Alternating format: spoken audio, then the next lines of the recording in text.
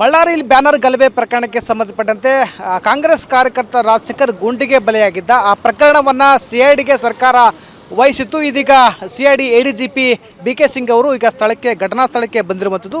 ಅಂದರೆ ಗಮನಿಸ್ತಾ ಇರ್ಬೋದು, ADGP CID ADGP BK Singh ಅವರು ಮತ್ತು ಸಿಐಡಿ ಅಧಿಕಾರಿಯಾಗಿರ್ತಕ್ಕಂತಹ ಹರ್ಷಂ ಪ್ರಿಯಂ ವದಾ ಅಧಿಕಾರಿಗಳು ಸುಮಾರು 10ಕ್ಕೂ ಹೆಚ್ಚು ಅಧಿಕಾರಿಗಳ ತಂಡ ಘಟನಾ ಸ್ಥಳಕ್ಕೆ ಭೇಟಿ ನೀಡಿ ಪರಿಶೀಲನೆ ಮಾಡ್ತಾ ಇದೆ.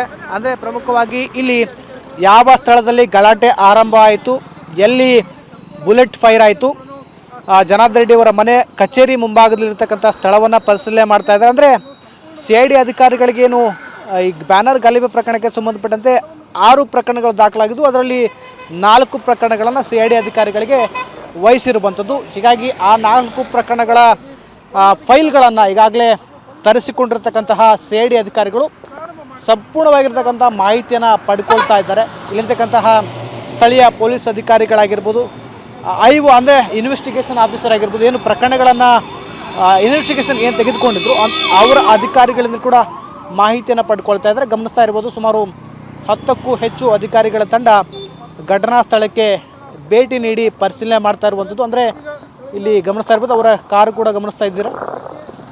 ಸರಿಸುಮಾರು ಏನು 4 ಪ್ರಕರಣಗಳಾಗಿದ್ದು, ಅದರಲ್ಲಿ ಮೃತ ರಾಜಶೇಖರ್ ಅವರ ಸಹೋದರ ಈಶ್ವರ್ ರೆಡ್ಡಿ ಅವರು ಕೊಟ್ಟಿರ್ತಕ್ಕಂಥ ಒಂದು ಪ್ರಕರಣ, ಶಾಸಕ ಭರತ್ ರೆಡ್ಡಿಯ ಆಪ್ತ ಚಾನಲ್ ಶೇಖರ್ ಕೊಟ್ಟಿರ್ತಕ್ಕಂಥ ಒಂದು ಪ್ರಕರಣ, ಜನಾರ್ದನ್ ರೆಡ್ಡಿ ಅವರು ಕೊಟ್ಟಿರ್ತಕ್ಕಂಥ ಒಂದು ಪ್ರಕರಣ, ಮತ್ತೊಂದು ಪ್ರಕರಣ ಸುಮೋಟೋ ಕೇಸ್. ಅಂದರೆ ಪೊಲೀಸರು ಏನು ಈ ಪ್ರಕರಣ ಸಂಬಂಧಪಟ್ಟಂತೆ ಬ್ಯಾನರ್ ಗಲಭೆ ಆಗಿತ್ತು, ಆ ಪ್ರಕರಣದಲ್ಲಿ ಸುಮೋಟೋ ಕೇಸನ್ನು ಕೂಡ ದಾಖಲು ಮಾಡಿದ್ದು. ಅದರಲ್ಲಿ ಸುಮಾರು 26 ಜನರ ಬಂಧನ ಆಗಿತ್ತು. ಅದರಲ್ಲಿ ಸುಮೋಟೋ ಕೇಸ್ನಲ್ಲಿ A1 ಆರೋಪಿಯಾಗಿ ಜನಾರ್ದನ್ ರೆಡ್ಡಿ ಅವರು, A2 ಆಗಿ ಸೋಮಶೇಖರ್ ರೆಡ್ಡಿ ಅವರು, A3 ಆಗಿ ಶ್ರೀರಾಮುಲು ಅವರು ಸೇರಿದಂತೆ ಸಾಕಷ್ಟು ಜನರ ಮೇಲೆ, ಅಂದರೆ ಸತೀಶ್ ರೆಡ್ಡಿ ಶಾಸಕ ಭರತ್ ರೆಡ್ಡಿ ಅವರ ಆಪ್ತ ಸತೀಶ್ ರೆಡ್ಡಿ ಅವರ ಮೇಲೂ ಕೂಡ ಪ್ರಕರಣ ದಾಖಲಾಗಿತ್ತು.